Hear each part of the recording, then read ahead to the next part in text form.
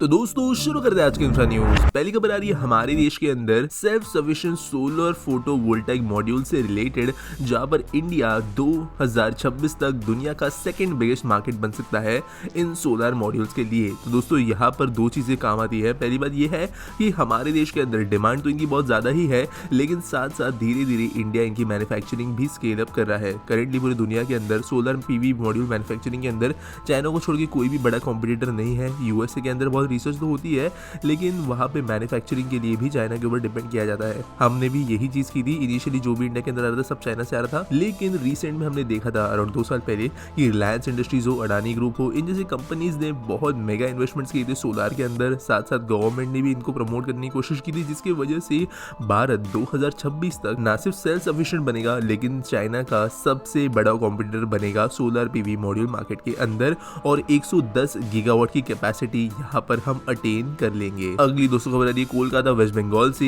जहां पर 3 नई वंदे भारत ट्रेन इंट्रोड्यूस हो सकती है, ऐसी खबरें मिली है। तो अब तक डायरेक्टली रेलवे के द्वारा कहा नहीं गया है, लेकिन एडिशनल 3 वंदे भारत एक्सप्रेस यहाँ पे चलाई जा सकती है, ऐसी खबर मिल रही है। जहाँ पर हावड़ा से लेके पुरी, हावड़ा से लेके रांची और हावड़ा से लेके पटना के बीच में ट्रेन चल सकती है। साथ साथ हावड़ा वाराणसी भी। रिसेंटली हावड़ा से लेके न्यू जलपाईगुड़ी के बीच में Vande Bharat express flag of की गई थी, पहली वंदे भारत एक्सप्रेस यहाँ की, और इसके बाद में ये दूसरे लाइंस भी प्लान किए गए हैं। रेलवे मिनिस्ट्री ने कहा है कि वो ट्रेन जो है वो सेमी हाई स्पीड पे चला जाता है वेस्ट बंगाल में, यानी 100-130 किलोमीटर पर आवर की स्पीड से इन जो भी सेक्शंस में मैंने बात की वहां पर, जिसकी वजह से ट्रैक अपग्रेडेशन का काम भी यहाँ पर बहुत तेजी से किया जा रहा है, और जल्दी हमें यहाँ पर ज्यादा वंदे भारत एक्सप्रेस देखने के लिए मिल सकती है। अगली दोस्तों जो खबर आ रही है वो है तमिलनाडु से, जहाँ पर ताइवान बेस्ड फुटवेयर मेकर होंगफू के द्वारा सेटअप किया जाने वाला है एक बहुत बड़ा मैन्युफैक्चरिंग यूनिट, जिसके लिए इनको लैंड अलॉटमेंट दे दिया गया है। तो अराउंड 6 से 7 महीने पहले मैंने ये खबर कवर की थी कि one of the biggest footwear manufacturer जो दुनिया में है वो यहाँ पर इन्वेस्टमेंट करने वाला है 1000 करोड़ रुपए की फुटवेयर मैन्युफैक्चरिंग के अंदर,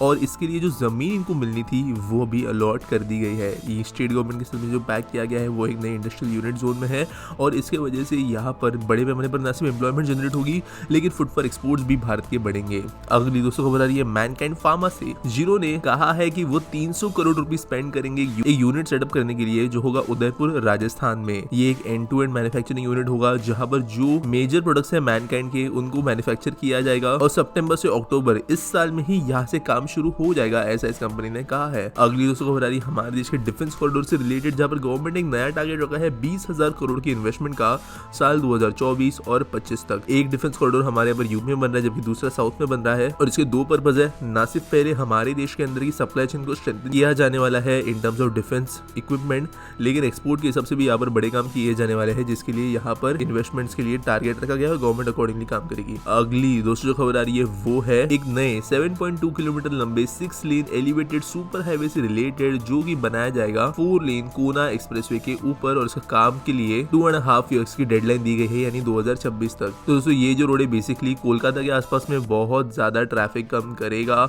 और इसके लिए 839 करोड़ रुपीस स्पेंड किए जाने वाले हैं। अगली दोस्तों जो खबर आ रही है वो फिर से एक रोड से ही आ रही है, जहाँ पर पब्लिक वर्क डिपार्टमेंट जो है न्यू दिल्ली की, उन्होंने आउटर रिंग रोड को डीकंजेस्ट करने के लिए एक नया 3000 करोड़ का प्रोजेक्ट सामने लाने का डिसीजन लिया है, जो कि सिविल लाइंस दिल्ली से लेके नॉर्थ से लेके आश्रम के बीच के एरिया को बेहतर बनाएगा, and south and central Delhi की कनेक्टिविटी को भी बेहतर बनाएगा। जो अलाइनमेंट है ये वैसे 2018 में सामने रख दिया गया था सिग्नेचर ब्रिज और Salimgarh fort ring road bypass के बीच में, और अभी उसके ऊपर ज्यादा देर से काम किया जाने वाला है। अगली दोस्तों खबर आ रही है एक नए पार्लियामेंट्री कमेटी रिक्वेस्ट से रिलेटेड, जहां पर इन्होंने रिक्वेस्ट किया है मिनिस्ट्री ऑफ पोर्ट्स को वाधवन पोर्ट को ज्यादा रैपिडली डेवलप करने के लिए, इसे फास्ट ट्रैक पेस पे डालने के लिए। तो दोस्तों वाधवन पोर्ट महाराष्ट्र में मुंबई के नॉर्थ साइड में बनाया जा रहा है, जो कि इंडिया का one of the biggest ports होगा, और ये एक नेचुरली डीप वाटर पोर्ट होने वाला है, जिसकी वजह से जितनी बड़े बड़े कंटेनर वेसल्स होते हैं सब यहाँ पे डॉक हो पाएंगे। अब यहाँ पे बहुत दिक्कतें ऑलरेडी आ चुकी थी इस पोर्ट्स को बनाने के दौरान, जिसकी वजह से ये डिले हो चुका है, लेकिन अभी चीजें सही चल रही है, तो इसे फास्ट ट्रैक करने का डिसीजन लिया गया है। अगली दोस्तों खबर आ रही है बेंगलुरु मैसूर एक्सप्रेसवे से, जो पहला एक्सप्रेसवे बन सकता है देश के अंदर, जहां पर NHAI टोल प्लाजास को एलिमिनेट कर सकती है, और ऑटोमेटेड कैमरास के जरिए जो नंबर प्लेट्स होती है उनके रिकग्निशन को यूज करते हुए टोल चार्जेस कलेक्ट करने का डिसीजन यहाँ पे लिया जाएगा। तो यहाँ पर बेसिकली अभी फास्टैग के जरिए टोल कलेक्शन होता है, उसको छोड़ते हुए नंबर प्लेट के जरिए जो गाड़ी जितनी स्पीड में चलती है वो directly toll charges bank account से कनेक्ट करते हुए चार्ज करने का डिसीजन लिया गया था। इसके बारे में से 2-2.5 साल पहले डिसीजन लिया गया था, लेकिन अभी एक्चुअल इंप्लीमेंटेशन पे बात पहुंची है। इसकी वजह से टोल बैरियर्स पे रुकना ही नहीं पड़ेगा, लेकिन इसका इंप्लीमेंटेशन इंडिया में कैसे हो पाता आता है देखना पड़ेगा, क्योंकि ये ऑलरेडी कई देशों के अंदर सक्सेसफुली चल रहा है। अगली दोस्तों खबर आ रही है मिनिस्ट्री ऑफ स्टील से, जिन्होंने अप्रूव किए हैं 13 टास्क फोर्स का फॉर्मेशन ग्रीन स्टील प्रोडक्शन को बढ़ाने के लिए।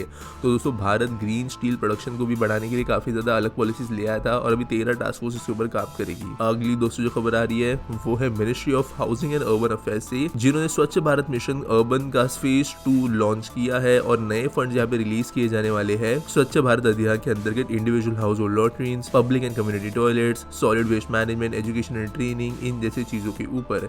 तो स्वच्छ भारत अभियान जो है कई लोग सक्सेसफुल मानते हैं, कई लोग नहीं मानते, लेकिन इसका फेज 2 जो है वो भी शुरू कर दिया जाने वाला है अर्बन में। आज के आस्क पीटी सवाल के बारे में बात करें तो ज्योतिष आनंद पूछते हैं, why private telecom companies don't invest in fibre optic broadband in villages and small towns, what is the status of BharatNet project, it will be like Jio fibre और एयरटेल। तो देखो यार, एक सिंपल सी बात समझने की कोशिश करो, जो प्राइवेट कंपनीज होती है इनको प्रॉफिट बनाना जरूरी है, इनके पास में एम्प्लॉइज होते हैं, इनके पास में शेयर होल्डर्स होते हैं, इनको अपनी कंपनी चलानी है। तो ये ऐसे जगहों पे जो है CSR एक्टिविटी नहीं करेंगे जहां पर इनको प्रॉफिट नजर नहीं आता। किसी भी जगह पे एक फाइबर ऑप्टिक नेटवर्क पहुंचाना, तो जमीन में पोल्स में जो वायर की कीमत है ये बहुत महंगा होता है, तो ऐसे अगर प्रॉफिट नहीं आ रहा है तो ये कंपनी इन्वेस्ट नहीं करने वाली। अगर गवर्नमेंट सब्सिडी वगैरह देती है तो अलग बात है, लेकिन ये सिर्फ इंडिया का केस नहीं है, ये कहीं पे भी होता है। इनफैक्ट USA जैसे आप टॉप कंट्रीज को भी देखोगे तो यहाँ पर इंटीरियर में जाओगे तो यहाँ पर इनफैक्ट जो वायरलेस कनेक्टिविटी है वो इंडिया से भी बेकार है। अब USA अगर टेलीकॉम मैप देखते हो तो यहाँ पर जो इनके रूरल एरियाज है, जो इनके यहाँ पे इंटीरियर में है, उनके यहाँ पे अभी तक 3G नेटवर्क भी नहीं आता, जबकि इंडिया के अंदर at least 4G and 3G network जो है वो काफी अच्छे से फैल चुके हैं हर जगह पे, और ऑलरेडी हम 5G नेटवर्क के अंदर चाइना के भी ऊपर है। तो एटलीस्ट जो है हमारे यहाँ पर इंटरनेट कनेक्टिविटी बेहतर है। अब जो भारत नेट प्रोजेक्ट था वहां पर हर एक गांव को फाइबर ऑप्टिक से कनेक्ट करने की बात की थी, हर एक घर को नहीं, यानी ग्राम पंचायत लेवल तक या वहां के स्कूल लेवल तक जो है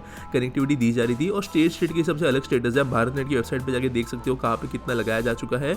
और भारत नेट जियो फाइबर या एयरटेल एक्सट्रीम की तरह नहीं है, इवन तो यहाँ पे 1 Gbps की स्पीड होगी, लेकिन इसका गोल जो है वो हर एक घर तक इंडिविजुअली ब्रॉडबैंड पहुंचाना नहीं है, विलेज लेवल तक कनेक्टिविटी करना है, उसके बाद में कनेक्टिविटी को एक्सटेंड किया जा सकता है। उम्मीद करता हूं सवाल का जवाब मिल गया होगा। आपके पास कोई सवाल है आप नीचे मुझे कमेंट से पूछ सकते हो। आपके पास न्यूज अगर सबमिट करने के लिए तो उसके लिए आपको डिस्क्रिप्शन में एक लिंक मिल जाएगी, आपको उसके लिए क्रेडिट भी मिलेगा अगर आप न्यूज देते हो। साथ साथ वीडियो अच्छी लगी होगी तो इसे लाइक करना, चैनल को हमारे सब्सक्राइब करना। मिलेंगे अगले वीडियो में।